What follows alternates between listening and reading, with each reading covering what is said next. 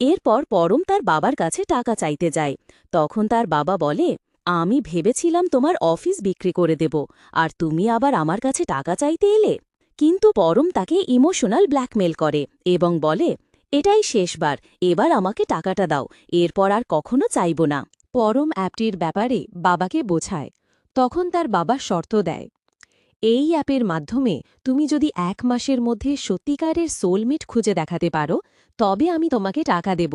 আর যদি না পারো, তবে অফিসের কথা ভুলে যাও, সরাসরি আমার ব্যবসায় যোগ দেবে। পরম ঠিক করে সুন্দরীকে ভাগিয়ে নিয়ে যাবে। এটা সেখানে অনেক লোক জেনে যায় এবং তারা পরমের ওপর আক্রমণ করে।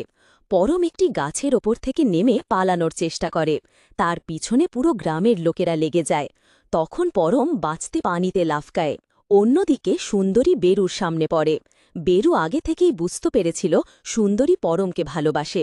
সে শুধু চেক করছিল তাদের ভালোবাসা কত গভীর। তখন বেরু বলে, তুমি পরমের কাছে চলে যাও, আমরা সবসময় ভালো বন্ধু থাকব। সুন্দরী এটা শুনে সাহস পায় আর পরমের কাছে যায় নৌকা নিয়ে, আর পরমকে পানি থেকে উঠিয়ে আনে। তখন সুন্দরী তাকে বলে, আমি জানি এদের কিভাবে থামাতে হবে।